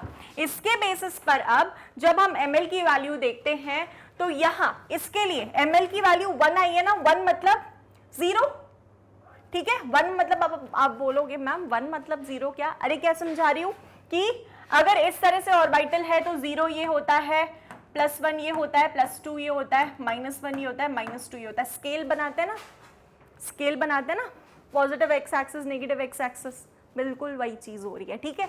चलो इसमें ज्यादा दिमाग मत लगाओ, बस देख लो, ऐसे सिमेट्रिकली हमें डिस्ट्रीब्यूट करना है सब कुछ। तो ml = 0 प्लस 1 दैट इज 1, मतलब इसके लिए ml की वैल्यू कितनी आई 0। सिमिलरली इसके लिए भी ml की वैल्यू कितनी आ जाएगी 0, इसके लिए भी ml की वैल्यू कितनी आ जाएगी 0। एक ही ऑर्बिटल में भाई, सेम ऑर्बिटल में प्रेजेंट है तो मैग्नेटिक ऑर्बिटल क्वांटम नंबर तो सेम ही रहेगा। अगली चीज अब आती है मैग्नेटिक स्पिन क्वांटम नंबर की वैल्यू ms। ms क्या हो जाएगी, ms इसके लिए हो जाएगी बेटा, इस इलेक्ट्रॉन के लिए हो जाएगी +1/2, इसके लिए क्या हो जाएगी -1/2, डाउन स्पिन है ना। तो क्या इंपॉर्टेंट कंक्लूजन निकला कि दो इलेक्ट्रॉन्स जो कि सेम ऑर्बिटल में प्रेजेंट हैं उनके क्वांटम नंबर्स कभी एक जैसे नहीं हो सकते। इसके क्वांटम नंबर्स बेटा कितने आए, इसके क्वांटम नंबर आए हैं 3,0,0, ठीक है, +1/2। इसके क्वांटम नंबर्स कैसे आए हैं 3,0,0, बिल्कुल अभी यहां तक सेम ही चल रहा है। फिर आ गया -1/2। तो उन्होंने आपसे क्या बोला है कि अगर एक पर्टिकुलर अलाउड स्टेट में जो भी इलेक्ट्रॉन्स हैं उनके क्वांटम नंबर्स, चारों क्वांटम नंबर्स कभी भी सेम नहीं हो सकते, भले ही वो एक ऑर्बिटल में क्यों ना प्रेजेंट हो। एक ऑर्बिटल अपनी, आप चाहे इसका ले लो, चाहे इसका ले लो, इसका ले लो, इसका, सबके क्वांटम नंबर्स अलग अलग आने वाले हैं। मतलब एक इलेक्ट्रॉन तक का क्वांटम नंबर अलग अलग आने वाला है। डिफाइन कौन कर रहा है ये चीज, डिफरेंशिएट कौन कर रहा है भाई, ये तीन तो सेम आए। स्पिन क्वांटम नंबर है जो डिफरेंशिएट कर रहा है इन सारी चीजों को। दो इलेक्ट्रॉन्स को अलग कैसे कर दिया, दो इलेक्ट्रॉन्स की आइडेंटिटी या उनका एड्रेस कैसे बदल दिया भाई, इस स्पिन क्वांटम नंबर के बदौलत उनका एड्रेस बदल दिया गया। ठीक है, क्लियर है। तो क्या चीज हमें समझ में आई कि no two electrons in an atom can have the same set of 4 quantum numbers। क्या बोला है, no two electrons in an atom can have the same set of all the 4 quantum numbers। चारों quantum numbers की value किसी भी electrons के लिए same नहीं होगी। p ऑर्बिटल में अगर बेटा, ये तो d ऑर्बिटल है, ठीक है, अगर मान लो इस तरह से इलेक्ट्रॉन्स हैं हमारे, ठीक है, आप सबका निकाल लो, आप सबका निकाल लो यार क्वांटम नंबर, आप हर एक इलेक्ट्रॉन के लिए डिफाइन कर लो और चेक कर लो, किसी का भी सेम नहीं आने वाला है। क्या बोला मैंने, किसी का भी सेम नहीं आने वाला है। अब इनके केस में ये दोनों तो डिफरेंशिएट होंगे किससे, स्पिन क्वांटम नंबर से, बाकी तीन इनके सेम रहेंगे लेकिन ये डिफरेंशिएट होंगे स्पिन क्वांटम नंबर से। यहां पर ये वाले जो इलेक्ट्रॉन्स हैं, अगर सिर्फ इन दोनों ऑर्बिटल्स के क्वांटम नंबर्स को कंपेयर करते हैं तो हमें देखने को मिलेगा कि भाई मैग्नेटिक ऑर्बिटल क्वांटम नंबर भी अलग आ रहा है। ठीक है, स्पिन क्वांटम नंबर तो अभी तक डिफरेंशिएट कर ही रहा था, फिर क्या डिफरेंशिएट करने लगा, मैग्नेटिक ऑर्बिटल क्वांटम नंबर भी अलग आ गया। क्लियर है ये चीज, चलो ठीक है। तो ये चीज आप करके देखना, है ना, जितना ज्यादा हम पेन चलाएंगे, चीजों को चेक करेंगे ना कर करके, उतना ज्यादा दिमाग में बैठेगा। ठीक है, क्लियर है। अभी आपको शायद वो वीडियो मिल गया होगा जिसमें मैंने बताया है कि आप भूल जाते हो अगर चीजें तो किस तरह से हम याद रखें जो भी हमने पढ़ा है, how to remember things that you have learned. ठीक है, तो भाई सबसे ज्यादा पेन चलाने से होता है ये चीज, जितनी ज्यादा लिखते हैं ना हम चीजें उतनी ज्यादा दिमाग में बैठती हैं, रिटेंशन पावर स्ट्रांग होती है। जो चीज देख रहे हैं वो चीज दिमाग में रजिस्टर हो जा रही है। क्लियर है, ठीक है, चलो। तो अब भाई पूरा पैराग्राफ नहीं लिखना है, सिर्फ इतनी चीज, इतनी बात लिख लो, बहुत है। पॉलीज एक्सकल्शन प्रिंसिपल क्या बोलता है कि कोई भी दो इलेक्ट्रॉन्स आप ले लो एक एटम के, उनके जो क्वांटम नंबर्स का सेट है, 4 क्वांटम नंबर्स का, वो किसी भी इलेक्ट्रॉन के लिए सेम नहीं आएगा। It is unique for every electron that is present in an atom. हर एक इलेक्ट्रॉन के लिए अलग होने वाला है। ठीक है, चलो। Pauli's exclusion principle can also be stated as only 2 electrons may exist in the same orbital and these electrons must have opposite spin। एक बात ये भी बोल दी, अब हम केवल 2 इलेक्ट्रॉन्स ही क्यों फिल करते हैं एक पर्टिकुलर ऑर्बिटल में, ये because of Pauli's exclusion principle था। देखो यहां पर स्टेटमेंट सामने है, only 2 electrons may exist in the same orbital and these electrons must have opposite spins. क्योंकि अगर इस ऑर्बिटल में, अब भाई देखो इनकी हमने 2 ही स्पिन्स पढ़ी हैं, एक अप स्पिन एक डाउन स्पिन। अगर एक और इलेक्ट्रॉन मैंने अप स्पिन का इनकॉर्पोरेट कर दिया तो इन दोनों इलेक्ट्रॉन्स के तो फिर क्वांटम नंबर सेम हो जाएंगे ना, फिर हमारा पॉलीज एक्सकल्शन प्रिंसिपल डिफाई हो जाएगा, मान्य नहीं रहेगा। ठीक है, तो ये रूल्स हैं कि हम इसमें इस तरह से इलेक्ट्रॉन की फिलिंग नहीं कर सकते, क्योंकि जब हम तीसरा इलेक्ट्रॉन भरेंगे बेटा तो या तो उसकी अप स्पिन होगी या डाउन स्पिन होगी, 2 ही प्रोबेबिलिटीज हैं, और हमने ऐसा किया तो क्वांटम नंबर्स फिर सेम आ जाएंगे। तो एक ही पोजीशन पर 2 इलेक्ट्रॉन्स कैसे प्रेजेंट हो सकते हैं? क्या ये प्रैक्टिकली पॉसिबल है? एक तो ढूंढने में इतनी मशक्कत लग रही है इलेक्ट्रॉन को, और फिर एक ही बिल्कुल इस पोजीशन पर 2 इलेक्ट्रॉन्स मिल जाएं, कैसे पॉसिबल है? वो इलेक्ट्रॉन एक दूसरे को रिपल्शन भी तो मारेगा यार। 2 लाइक चार्जेस जब बिल्कुल ऐसे कभी पास में देखे 2 लाइक चार्जेस कभी जिंदगी में? कभी नहीं यार। वो मैग्नेट भी हम अगर पास लाते हैं, उनके भी पोल्स अगर मिल जाते हैं तो वो भी दूर हो जाते हैं। तो 2 इलेक्ट्रॉन्स बिल्कुल चिपक के एक ही जगह पर, इम्पॉसिबल चीज। फेविक्विक से भी चिपकाओगे ना तब भी नहीं चिपकने वाले। ठीक है, क्लियर है? तो अब समझ में आया कि सिर्फ और सिर्फ 2 इलेक्ट्रॉन्स क्यों एग्जिस्ट कर सकते हैं। तीसरा इलेक्ट्रॉन अगर हमने इनकॉर्पोरेट किया है तो क्या हो जाएगा? या तो उसकी अप स्पिन होगी या डाउन स्पिन होगी, 2 ही प्रोबेबिलिटीज हैं। कोई भी, मैं कह रही हूं चलो डाउन स्पिन है, मत छोड़ो तुम, सारे रूल छोड़ दो कि एक की अप स्पिन होगी फिर डाउन स्पिन होगी, सारे रूल छोड़ दो। अगर डाउन स्पिन ही हो गई तो फिर इन दोनों इलेक्ट्रॉन्स, ये डाउन स्पिन वाले इलेक्ट्रॉन, इन दोनों के क्वांटम नंबर सेम हो जाएंगे। क्वांटम नंबर का सेम होना मतलब एटम में जो इलेक्ट्रॉन प्रेजेंट है वो एक ही जगह पर प्रेजेंट है, बिल्कुल दोनों का सेम ही एड्रेस है। ऐसा कैसे हो सकता है यार? 2 इलेक्ट्रॉन्स, चलो मान भी लें कि वो 2 इलेक्ट्रॉन्स बेस्ट फ्रेंड्स हैं, रह लेंगे एक ही घर में साथ में, लेकिन सोचो जरा कि उनका चार्ज उनको अलाउ नहीं करेगा। 2 इलेक्ट्रॉन्स जब साथ में है, दोनों ही नेगेटिवली चार्ज्ड है, तो रिपल्शन मारेंगे ना, एक साथ तो रह ही नहीं सकते। जहां रिपल्शन मारा वहां वो दूर दूर हो गए तो पोजीशन चेंज हो गई।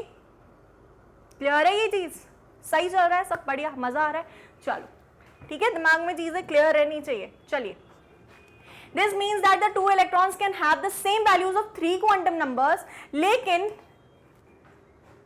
उनकी स्पिन क्वांटम नंबर की वैल्यू अलग हो जाएगी, तभी एग्जिस्ट कर सकते हैं 2 इलेक्ट्रॉन्स। क्लियर है? ठीक है, अगर 2 इलेक्ट्रॉन्स एक ऑर्बिटल में एग्जिस्ट कर रहे हैं तो उनकी स्पिन ऑपोजिट होनी चाहिए, क्योंकि अगर सेम हुई तो क्या हो जाएगा? उनका एड्रेस सेम हो जाएगा भाई। और एड्रेस सेम हो गया, हमने चलो इमेजिन भी कर लिया कि 2 इलेक्ट्रॉन्स अच्छे से बैठे हुए हैं, फिर उसका क्या, जो वो कॉन्सेप्ट पढ़ा था लाइक रिपेल ईच अदर, दूर भग जाएंगे वो तो एक दूसरे से। ठीक है, समझ आ गया ना? चलिए, तो अब इतना सब नहीं लिखना है, सिर्फ जो चीजें अंडरलाइन करी है इनको लिख लो। ठीक है, 3 इन शॉर्ट यहां से आपकी 3 डेफिनेशंस निकल कर आ रही हैं। पहली चीज ये, दूसरी चीज only 2 electrons may exist in some orbitals and these electrons must have opposite spins. अब देखो ये चीज ना इससे डिफाइन हो रही है ऑलरेडी, आप चाहो तो ना लिखो, ये चीज यहां से जस्टिफाइड है कि 2 इलेक्ट्रॉन्स की जो क्वांटम नंबर्स की वैल्यू है, 4 क्वांटम नंबर्स की वैल्यू, वो सेम नहीं हो सकती यार। या तो उनका अगर तीनों सेम है तो चौथा डिफरेंट रहेगा, और चौथा डिफरेंट है तो पॉसिबिलिटी है कि दूसरा भी डिफरेंट हो। क्यों? हमने देखा मैग्नेटिक ऑर्बिटल क्वांटम नंबर की वैल्यू बदल गई। ठीक है, इस केस में भाई ms के साथ साथ ऑर्बिटल क्वांटम नंबर भी अलग आ रहा है। ठीक है, क्लियर है ये चीज? तो आप अगर थोड़ा दिमाग लगाकर सोचो ना तो ये वाली स्टेटमेंट इसी में जस्टिफाइड है। जो मैं बोलती हूं कि चीजों को छोटा करो, वो यहां से इस तरह से करना है। क्लियर है? चलिए, अब आगे क्या है? This means that 2 electrons can have the same value of 3 quantum numbers but must not have opposite spin quantum number। इसी को इन्होंने elaborate कर दिया। क्या लिखने की जरूरत है बेटा? नहीं। ठीक है, तो चैनलाइज आपको करना है कि आपको क्या एक स्टेटमेंट में चीज समझ आ जा रही है, नहीं आ रही है तो अगली स्टेटमेंट पर जाएं, और फिर भी नहीं आ रही है तो अगली स्टेटमेंट पर जाएं। इस तरह से आपको चीजों को चैनलाइज करना है, इस तरह से बेटा नोट्स बनेंगे। ठीक है, मैंने आपको बता दिया कि किस अप्रोच से आपको अपने नोट्स लिखने हैं। ठीक है, और जितने छोटे होते हैं उतना रिवीजन में बढ़िया मजा आता है। बड़े बड़े नोट्स कौन पढ़ेगा यार, बुक पढ़ने में मजा आता है क्या, किसी को नहीं आता। चीज अगर वही चीज हमें छोटी होकर मिल जाए तो आहा मजा आ जाएगा। होता है ना कि यार वो 2-3 घंटे का लेक्चर कौन देखे, यही लेक्चर अगर 1 घंटे का होता या आधे घंटे का होता, सेम कॉन्सेप्ट, मजा ही आ जाता।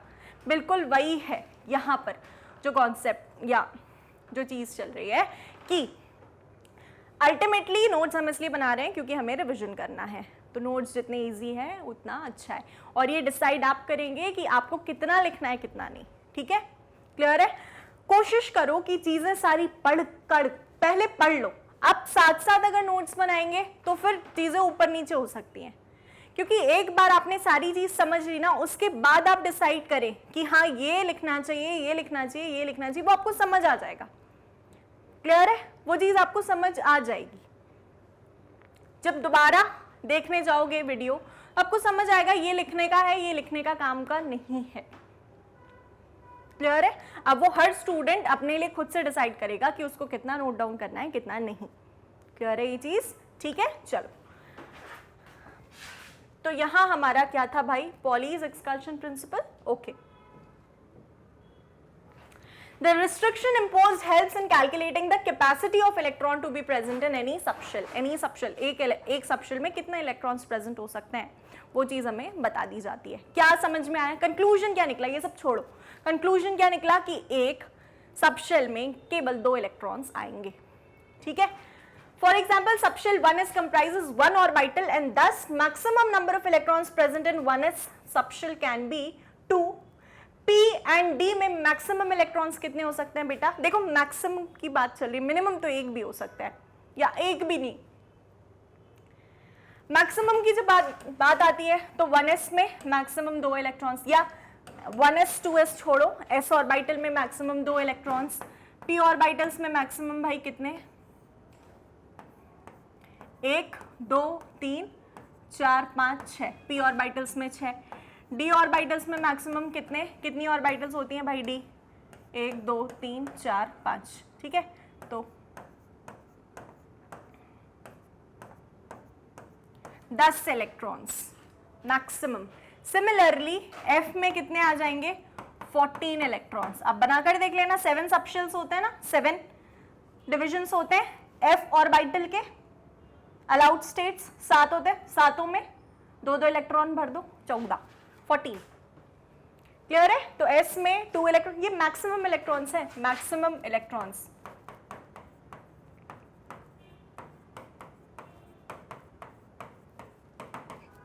मैक्सिमम इलेक्ट्रॉन्स, ठीक है। 2 6, d में कितने 10, f में कितने 14 इलेक्ट्रॉन्स। क्लियर है, मैक्सिमम।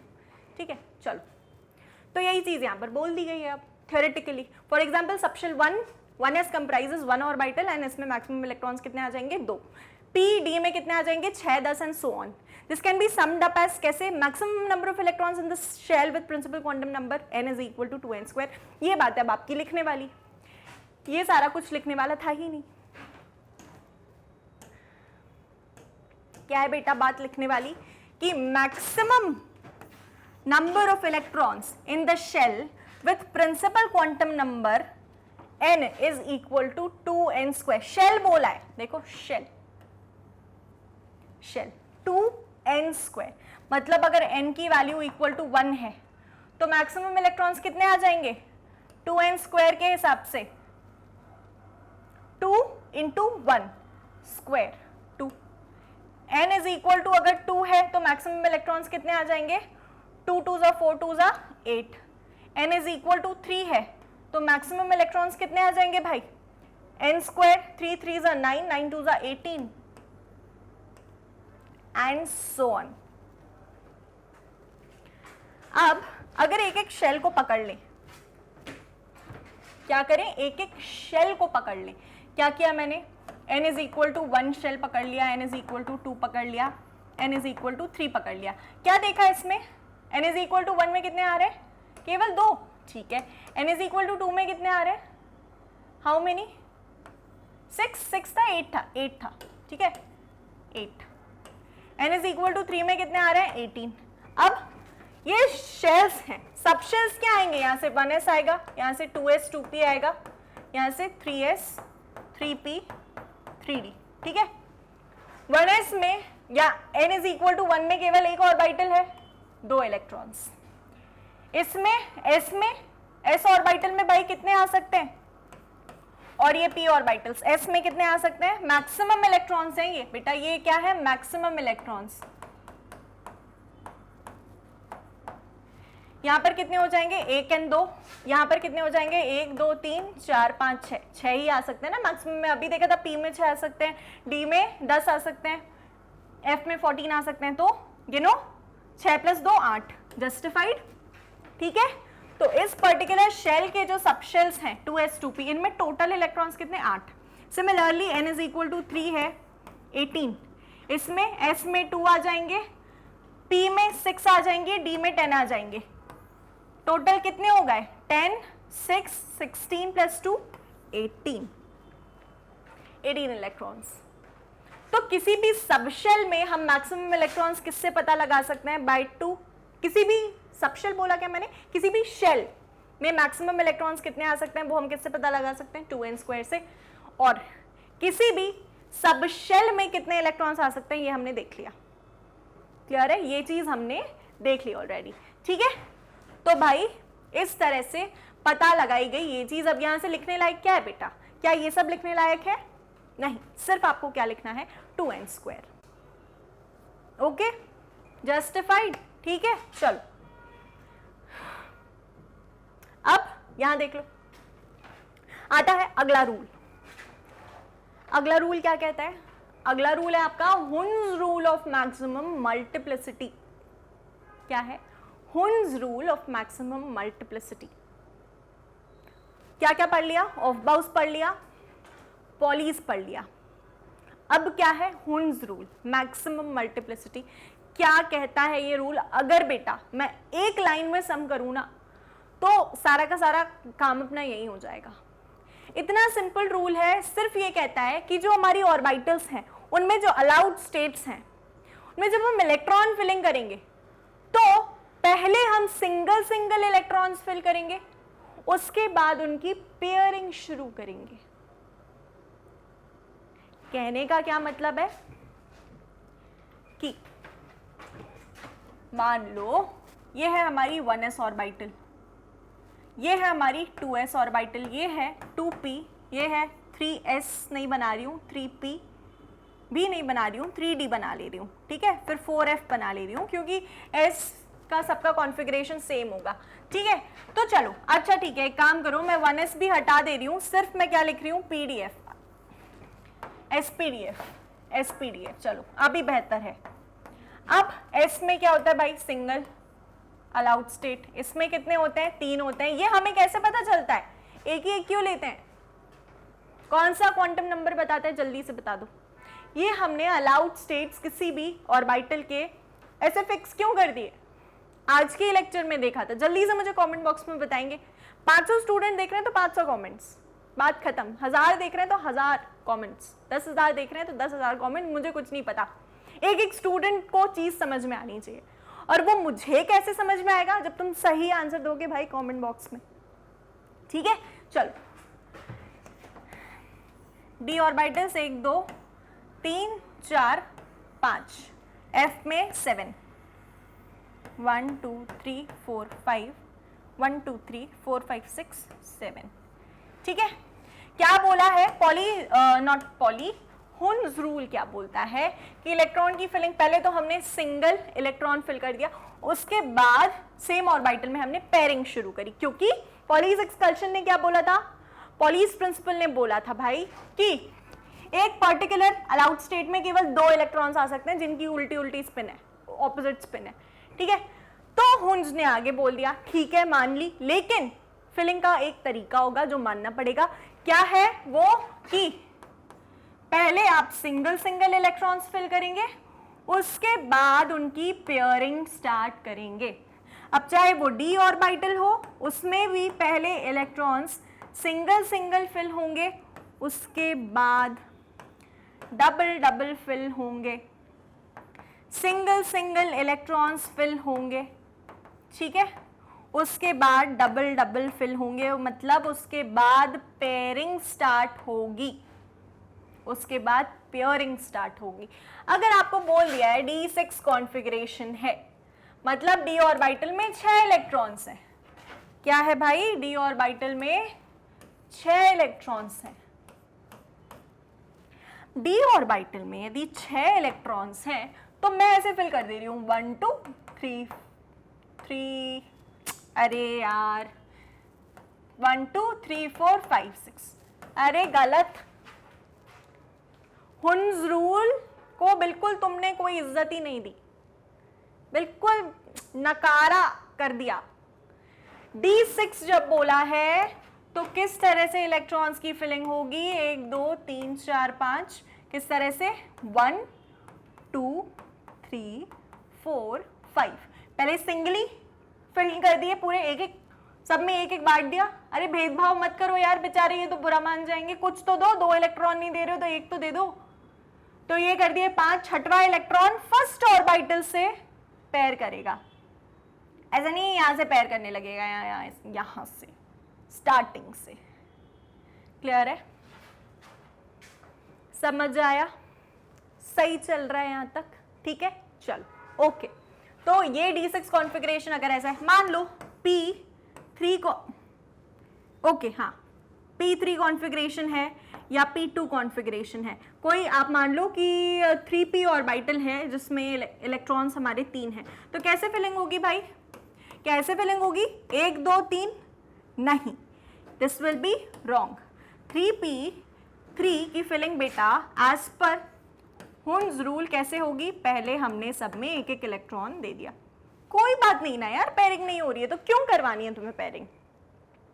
पहले पेयरिंग नहीं होगी, पहले सिंगल सिंगल इलेक्ट्रॉन्स फिल होंगे, उसके बाद में पेयरिंग होने वाली है। ठीक है, क्लियर है? चलेगा? चलो चलो, अब P5 अगर मैंने बोला है तो इसका कॉन्फ़िगरेशन तुम लोग जल्दी से अपनी नोटबुक्स में प्रैक्टिस कर लो। ये तो कमेंट नहीं कर पाओगे, इतना जुल्म ना करूं मैं तुम्हारे ऊपर, लेकिन अपनी नोटबुक्स में सही सही कर लो। ठीक है, P5 कॉन्फ़िगरेशन कैसा होगा? ठीक है, चलिए ओके, तो यहां तक सही है। हुन्स रूल एक बार पढ़ लेते हैं, क्या बोलता है? This rule deals with filling of electrons into the orbitals belonging to the same subshell. एक सबशेल में इलेक्ट्रॉन्स की फिलिंग कैसे हो रही है ये हमारा हुन्स रूल बता देता है। हमें ये नहीं लिखना है बेटा, हमें ये नहीं लिखना है। हमें क्या लिखना है कि रूल बोलता क्या है? Pairing of electrons in the orbitals belonging to same subshell does not take place until each orbital belonging to that subshell has 1 electron each, that is singly occupied. क्या बोला है? It does not take place. Pairing तब तक नहीं होती है जब तक each orbital belonging to that subshell got 1 electron each. Singly field जब तक नहीं होगा ना, कोई भी अलाउड स्टेट सिंगली फिल्ड जब तक नहीं होगा इस तरह से, तब तक पेयरिंग नहीं हो सकती। पहले सब में एक एक भरो, कोई भेदभाव नहीं, पहले सबको एक एक इलेक्ट्रॉन बांटो, उसके बाद फिर पेयरिंग स्टार्ट करेंगे। ठीक है, क्लियर है यहां तक? चलिए ओके। और सबको पता है ना ये हाफ फिल्ड कॉन्फ़िगरेशन है, और अगर मैंने इलेक्ट्रॉन्स डाउन स्पिन तीनों में फिल कर दिए तो वो फुली फिल्ड कॉन्फ़िगरेशन हो जाएगा। ठीक है, half filled configuration, fully filled configuration सबसे ज्यादा स्टेबल कॉन्फ़िगरेशन होते हैं, जिनके बेसिस पर हम अगले लेक्चर में जो इलेक्ट्रॉनिक कॉन्फ़िगरेशन स्टडी करेंगे भाई वो बहुत झोल करेगा। एक्सेप्शंस देखने हैं और वहीं एक्सेप्शन से क्वेश्चन उठकर आ जाता है। इंपॉर्टेंट है, समझेंगे। ठीक है, क्यों वो जो फिलिंग है वो उस तरह से है, नॉर्मल ऑर्डर फॉलो नहीं कर रही है, ये चीज नेक्स्ट लेक्चर में देखेंगे। ठीक है, अभी तक यहां तक सही चलो बस। क्या बोला है? आगे बोल दिया है, since there are 3p, 5d and 7f orbitals. Therefore, pairing of electrons will start in the p, d and f orbitals with the entry of 4th, 6th and 8th electron respectively. Pairing कब start होगी? पहले तो ये p orbitals में पहले तो 3 electrons भर दिए, फिर 4th इलेक्ट्रॉन से pairing start होगी. Similarly, f orbital में ओके 5 इलेक्ट्रॉन्स तो भर दिए, ठीक है, फिर पेयरिंग 6th इलेक्ट्रॉन से स्टार्ट होगी. सिमिलरली इसमें भी 7 इलेक्ट्रॉन्स एफ ऑर्बिटल में भर दिए जाएंगे, हर एक ऑर्बिटल में एक एक इलेक्ट्रॉन, हर एक अलाउड स्टेट में एक एक इलेक्ट्रॉन, और फिर यहां पर आकर के हम पेयरिंग स्टार्ट करेंगे. ठीक है, क्लियर है? तो ये चीज होती है. अच्छा, it has been observed that half filled and fully filled degenerate set of orbitals acquire extra stability due to the symmetry and exchange energy. अगर यहीं से आप रीजन जानते हुए चल रहे हो ना कि जो हाफ फिल्ड और फुली फिल्ड कॉन्फ़िगरेशन है उनकी स्टेबिलिटी का कारण क्या है? एक तो सिमेट्री है, दूसरा क्या है भाई? एक तो सिमेट्री है, दूसरा क्या है? Exchange energy. अगर आपको ये चीज दिख रही है, यहां से सीखते हुए चल रहे हो, देखो बोला ना इन्होंने. अच्छा, ये डीजेनरेट का मतलब क्या है पता होगा आपको. अगर आपने एनर्जीज वाला चैप्टर पढ़ा होगा तो उसमें आपको पता होगा कि ऑर्बिटल्स जिनकी एनर्जी सेम होती है.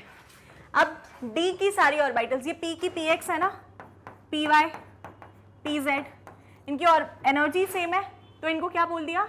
Degenerate orbitals. क्या बोल दिया? Degenerate orbitals. तो ऐसे ही ऑर्बिटल्स जिनकी एनर्जी सेम आती है उनको हम क्या बोल देते हैं? Degenerate orbitals. क्या बोल देते हैं? Degenerate orbitals. ठीक है, तो ये जो ऑर्बिटल्स होती हैं, क्या बोला? It has been observe that half filled and fully filled degenerate set of orbitals acquire extra stability due to the symmetry. एक चीज, दूसरी चीज है एक्सचेंज एनर्जी.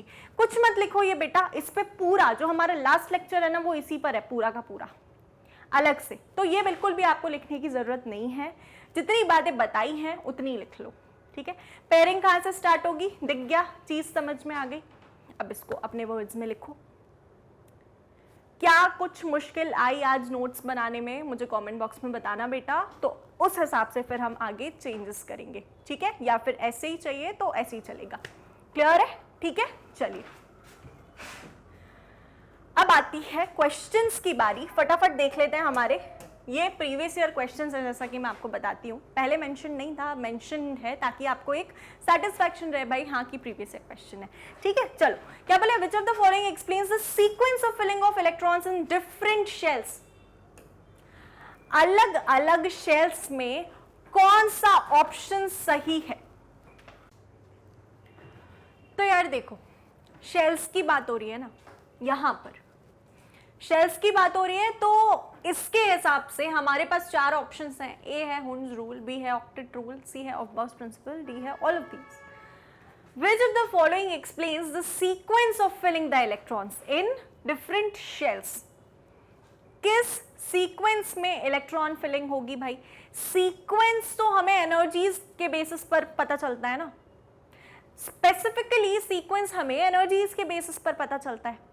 ठीक है, तो वो कौन डिफाइन करता है? ऑफबाउस प्रिंसिपल. हुन्स रूल तो एक पर्टिकुलर अलाउड स्टेट में किस तरह से इलेक्ट्रॉन्स, या एक सबशेल में ऑर्बिटल में किस तरह से इलेक्ट्रॉन्स की फिलिंग होगी, हुन्स रूल वो बताता है. ठीक है, क्लियर है? तो यहां पर हमें ऑफबाउस प्रिंसिपल को सही आंसर चेक करना होगा या टिक करना होगा. चलिए अगला क्वेश्चन है the statements in filling a group of orbitals of equal energy. Equal energy बोला है भाई. इट इज एनर्जेटिकली प्रेफरेबल, मतलब एज पर दी एनर्जीज क्या प्रेफरेबल है? To assign electrons to empty orbitals rather than pair them into a particular orbital. जहां पर ये बात आती है कि पहले तो इलेक्ट्रॉन सारी एम्प्टी ऑर्बिटल्स में फिल करो, उसके बाद पेयरिंग स्टार्ट करो, तो सीधे बिना देखे हुन्स रूल पर टिक कर दो. ठीक है, when two electrons are placed in two different orbitals, energy is lower if the spins are parallel. ये दो स्टेटमेंट्स हैं, ये किसके लिए वैलिड हैं भाई? हुन्स रूल के लिए वैलिड है. ठीक है, सेकेंड स्टेटमेंट क्या बोल रहा है? when two electrons are placed in two different orbitals, orbitals अलग अलग हैं, एक s है एक p है. energy is lower if the spins are parallel. energy is lower if the spins are parallel. कौन बता रहा है? हुन्स रूल बता रहा है. ठीक है, तो यहां पर आप इस पर्टिकुलर स्टेटमेंट से ही जस्टिफाई कर सकते हो कि हुन्स रूल की बात चल रही है। ठीक है, क्लियर है? चलिए, तो ये थे हमारे कुछ क्वेश्चंस आज के टॉपिक से। बाकी अब देखो कमिंग लेक्चर्स में जब हम इलेक्ट्रॉनिक कॉन्फ़िगरेशन पढ़ेंगे तो उसमें देखेंगे ये सारे रूल्स अप्लाई करके किस तरह से अप्लाई होते हैं। ठीक है, चलो ठीक है, तो आज के लेक्चर के लिए इतना ही। बाकी as you know Magnet Brains बेटा एक ऐसा प्लेटफॉर्म है जहां पर आपको 100% फ्री और क्वालिटी एजुकेशन मिलता है। क्लियर है? ठीक है, यहाँ इस पर्टिकुलर चैनल IIT JEE या नीट पर पूरा का पूरा कोर्स बेटा फ्री में अवेलेबल है, ना कि सिर्फ कुछ चैप्टर्स, पूरा कोर्स फ्री में अवेलेबल है। ये सबसे अच्छी और यूनिक बात है हमारे चैनल के बारे में। ठीक है, आप यहाँ के स्टूडेंट हो तो बखूबी आपसे बेहतर ये चीज़ कोई नहीं जानता होगा कि आप किस बेसिस पर हमारे ऊपर रिलाई कर सकते हो। ठीक है, apart from that n number of courses available हैं। वेबसाइट पर जब आप जाओगे तो ये सारे के सारे कोर्सेज आपको मिल जाएंगे। आप जिसकी भी प्रिपरेशन कर रहे हो या आपके कोई फ्रेंड्स रिलेटिव्स अगर किसी चीज़ की तैयारी कर रहे हैं, इन सारी सीरीज़ में ये जो कोर्सेज मेंशन है इनमें से किसी पर्टिकुलर चीज़ की तैयारी कर रहे हैं, बी इट कॉम्पिटिटिव या बोर्ड्स, तो उनको आप रिकमेंड कर सकते हैं अपने एंड से कि भाई यहाँ पर हमारे पास पूरा का पूरा कोर्स बिल्कुल फ्री ऑफ कॉस्ट है। आपको ना ही कुछ खरीदना है, कोई सब्सक्रिप्शन नहीं बोला जाएगा, ना ही कोई कूपन कोड की बात आती है। कूपन कोड तो तब आएगा ना भाई जब किसी तरह की फीस चार्जेबल होगी, कुछ है ही नहीं तो किस बात का कूपन कोड और किस बात का डिस्काउंट, है ना? ठीक है, सारी चीज़ें 100% फ्री ऑफ कॉस्ट हैं और मैग्नेट ब्रेन्स पर बेटा आपको केजी से लेकर के 12th तक और कॉम्पिटिटिव लेवल तक की प्रिपरेशन बिल्कुल फ्री में करवाई जाती है। ठीक है, क्लियर है ये चीज़? चलिए, तो as much as possible share करिए, आप ही हमारी लिंक हैं दूसरों तक पहुंचने के लिए। ठीक है, बाकी बने रहने के लिए, हमसे जुड़े रहने के लिए you can be there with us on और you can follow us on YouTube. आप यूट्यूब पर चैनल सब्सक्राइब कर सकते हो। ठीक है, फेसबुक पर आप हमें फॉलो कर सकते हो, Instagram, B it Twitter, Telegram, इतनी सारी सोशल लिंक्स हमारी पॉसिबल है आपकी और हमारी। और जिनसे भी आप हमें जुड़वाना चाहते हो, जिनको भी रेकमेंड करना चाहते हो, उनको भी बोलो कि you can stay connected with us with these following links. ठीक है, सोशल मीडिया का यही तो पावर है यार। ठीक है, चलिए, तो आई होप कि आपको सेशन पसंद आया है आज का। कमेंट बॉक्स में ज़रूर बताएंगे, आंसर ज़रूर देंगे। ठीक है, ताकि हमें भी तो यार पता चले कि कितनी चीज़ समझ आ रही है कितनी नहीं। ठीक है, चलिए, तो अब मिलेंगे अगले सेशन में और लाइक शेयर सब्सक्राइब करना बिल्कुल नहीं भूलेंगे। चलिए, थैंक यू सो मच।